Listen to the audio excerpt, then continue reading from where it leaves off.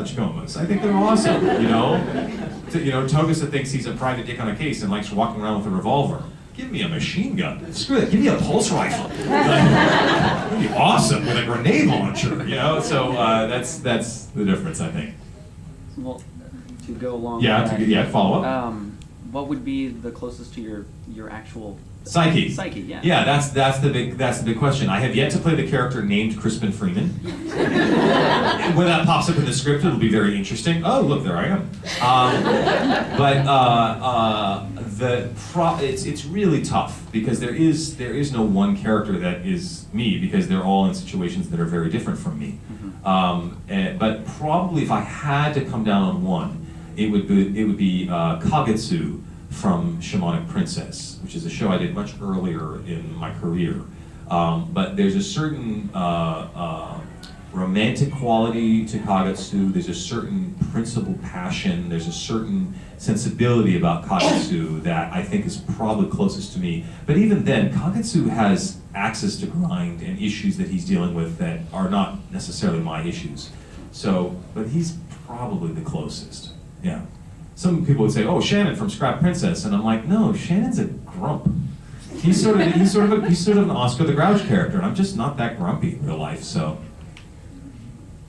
let's get somebody. I've already had a checker. Yes, in the peach shirt. I was gonna say pink, but it's not. It's more peachish, isn't it? What's the difference between working with anime American shows like Justice? Is that? Well, the main difference is obviously is the anime we have to match the lip flap, and the domestic animation we don't. We record the voices first, and then they animate to our voices. The other difference is that in anime we all record separately. We're all going one by one into the booth to do the recording, whereas in domestic animation they like to record us as much as possible as a group, more like a radio play. Sometimes that doesn't always work. There is an episode, I think it may, I don't know. There's some episodes in Young Justice where I'm playing Red Arrow, where I have lots of scenes with Green Arrow. Shocking. But there were times when the actor playing Green Arrow, who is Alan Tudyk, who you may know from Firefly and Dollhouse and whatnot, Alan wasn't there. He couldn't be there. He had somewhere else to be. And so I was in the booth by myself, acting with an imaginary Green Arrow, because he wasn't, and so then that starts to become closer and closer to anime where you're acting by yourself. But usually with the domestic animation, they do like to have as many people in the booth at once, which is crazy when you've got, in Spectacular Spider-Man, we had one episode where they basically had all the villains at once, and I think they had 14 or 16 microphones set up for everybody, so they could get everybody in the room. It was crazy. It was like, there's a dinner with the Sinister Six, and I was like, Sinister Six? Sinister Rugby Scrum? There's a half a dozen. I mean, it's ridiculous how many of this there are in here. There's 18 people in this room trying to voice act. So that's usually the main difference. Is the fact that we get to play off other actors, we don't have to worry about lip flap. And also the sensibility is different. Anime is much more sort of primetime drama. That can be the case with the superhero stuff, but sometimes even with the superhero stuff, we get more cartoony type voices than you would get in anime.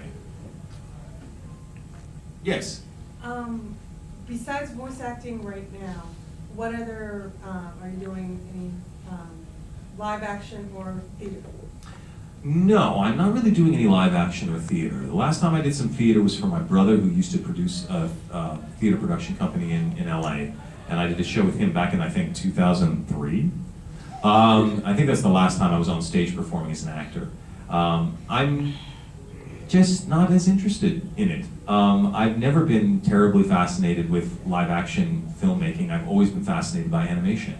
I know there are people in Hollywood, when they're young, they said, the magic of the movies. And I was like, the magic of the Hobbit, screw you. When I was 6 years old, my father walked in while I was watching cartoons and told me to stop watching all those damn cartoons. And I'm sure he was yelling at me not because of the cartoons, but because I wasn't doing my homework. But I remember at 6 years old making a promise to myself that when I became an adult, I would still like cartoons. So I'm very grateful to my father because he helped me focus in on what I actually desired. And I remember there was a point where the light bulb in my head switched. I was raised on The Hobbit. My mother used to read it to me all the time, and I have the Rankin Bass animated film memorized. So I always thought The Hobbit, but even then as a kid, I understood that The Hobbit was sort of aimed towards kids. You know, I could get it. It never talked down to me. It was very intelligent. But I knew it was not a big piece of person's book. You know, big people didn't read The Hobbit, kids read The Hobbit. And my mom was sitting in their living room one day, and she had this big, thick, gray book, paperback, and she was reading, and it looked like a big person's book. And I looked over her shoulder, and I saw the name Gandalf. And I said, "What's that? That's not The Hobbit. What is that? It's far too big to be The Hobbit." She said, "No, this is Lord of the Rings." "What's that?" "Well, it's a big person book." "Big people can read about Gandalf?" Done. Sold. I'm in. You know? And so from that point on, I was like, this is ridiculous. I like what I like, and that's what I'm going to focus on. So many times people will ask me in Los Angeles, "What, you don't do live action?" I'm like, "No, I don't really care." You know, I would much rather spend my time working on animation, working on animated storytelling, and much rather be spending my time working on my scholarly work. When I'm not doing my voice acting, I'm working on my voice acting mastery podcast and blog. I'm teaching classes on voice acting, and I'm also doing scholarly presentations without a mic. It doesn't look like it's out of power. It's not going red. I think it was just unhappy. It's moody. So, you're right. I'm working on my mythological presentations. For the last 5 years, I've been the keynote speaker at an academic conference on anime and manga that happens at the Minneapolis College of Art and Design. And every year I brought a new presentation about anime and mythology, which are quite in-depth, and they're quite large production numbers that I have to put together. And so I've been sort of busy with that. And now I'm totally, if any of you who have been maybe checking out my websites recently, you may have realized that my websites are being completely revamped because I'm in the process of launching an entire website on my mythology scholarship, because I do it not only for anime, but I also do it for science fiction and fantasy live action films. And I'm also going to be expanding into the mythology of video games. So that my scholarly work in those areas really sort of fascinates me. So when I look at my schedule and I go, I don't have any voice acting today, good, time to study stuff, you know, and because I gotta put stuff together for my scholarly work. So that's usually what because even when I have been on a live action film shoot from time to time, and all I end up doing is talking about history and mythology, and they're like, "Okay, dude, why don't you just go be, Mr. Wizard and do your thing?" And I'm like, "Thank you, be back." I studied the Silmarillion. Okay, when Tolkien was making this thing on the Silmarillion, wait, who's that elf? Okay, got it. All right, and then that's what I got loaded on my iPad. I've got the Silmarillion and a whole map of Arda. Forget Middle Earth. I'm looking at Valinor and the entire world and everything to try to. Oh, there are the lamps of the Valar. Oh, okay, and Morgoth lived up there. And where do do Balrogs have wings? Do Balrogs have wings? These are questions that keep me up at night. So. Yes, sir, in the back, in the far back. What's the most difficult stereotype you had to do? The most difficult stereotype I had to do? Yes. Well, this is the thing, is I don't play stereotypes because I feel that if you had to say a character that is a stereotype, not just a type, like a dark brooding character. Dark brooding characters, we don't think of them as stereotypes, we just think of them as a character type. They just need a hug.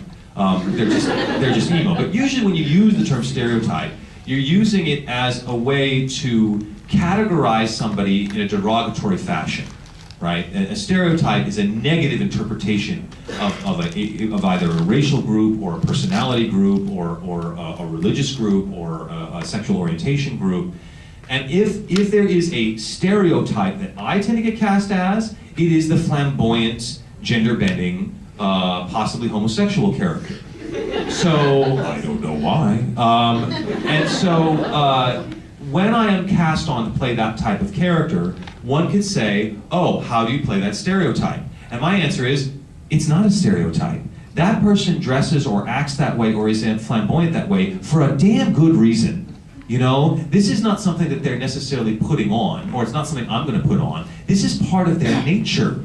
So, case in point, I was in this show called Ghost Layers Ayashi, and it's set in ancient Japan, right at the end of the shogunate era. And we're basically running around fighting monsters. It's a monster of the day thing, and we run around. And we have the samurai guy and everything, and I play a cross-dressing Shinto priest. Like you do, it's anime, right? And when I say cross-dressing, I'm not talking Mrs. Doubtfire. I'm talking gorgeous, glam-dragged, beautiful, totally passes as a woman until he opens his mouth. And so there's this scene where he's talking with the samurai character, who's played by Steve Bloom, who's being all rakish and tough and sort of Spike Spiegelish, straight, and I'm being all sort of Faye Valentine-y, except I'm a guy. And so we're walking down, and this guy comes up, a Japanese guy in Tokyo, ancient Tokyo, and says, "Oh, we've got a bathhouse. Oh, and we've got an all-female bathhouse for you too." And it was the greatest line. The line was, "You know I'm a guy, right?" Because even this cross-dressing Shinto priest is gonna tweak this guy a little bit. And at the time I was being directed by a woman in the production company, and she is herself a lesbian.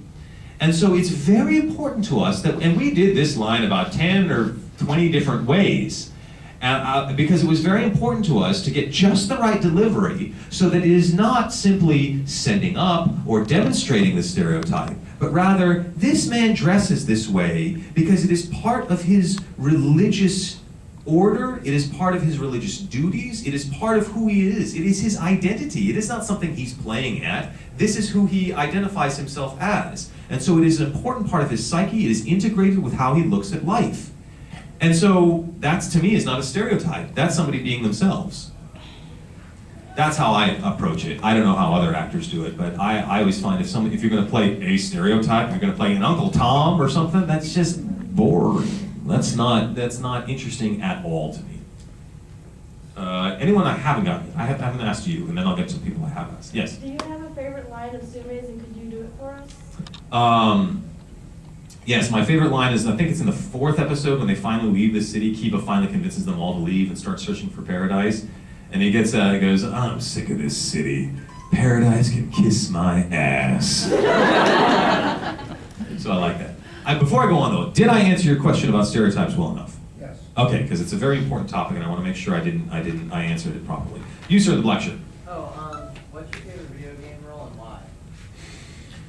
Well, I think my favorite, oh god, that's tough. I think probably my favorite video game role now is the male wizard in Diablo 3, only because I am very selective in my gaming. I don't play a lot of games, but when I find a game I like, Shadow of the Colossus, I sort of just sink my teeth in and will not let go. And that was the case with Diablo 2. I still have an install of it on my Mac right now. I could go home and fire it up and play it if I wanted to, because I just love Diablo 2. And so when I got cast in Diablo 3, I was just like, you've got to be kidding me. All I played in Diablo 2 was the sorceress, and now I get to be the male wizard? Of course! Typecasting, thank you. And so when I got to play the male wizard, it was hilarious, because when I would go into the recording booth, I would be dropping inside jokes about Diablo 2 the entire time. There's like, yeah, we're not sure what we should do here. And I go, stay a while and listen. And they're like, stop that! That's creepy! You know? And I mean, and they said something about some character, and he was one of the angels, and I was like, oh, he's the brother, right? And they're like, how do you know that? I was like, hello, Diablo 2, have it memorized. I know your name. What do you want? You know, so they loved me. I was like, is this the cow level? It's like, how do you know about the cow level? Like, I don't know what to tell you. So yeah, probably Diablo 3. You, sir, with the crazy eyeglasses. Out of all your cultural myths that you researched, which one would be your favorite and why? Out of all the cultural myths that I've researched, which one would be my favorite and why?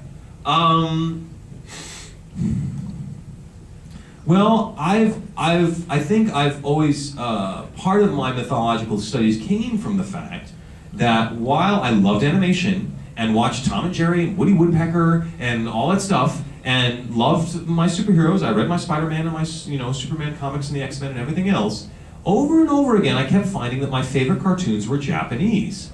Maybe you can relate. But it wasn't until I was in high school when Robotech was playing that I went, oh, you mean the transforming robots come from Japan?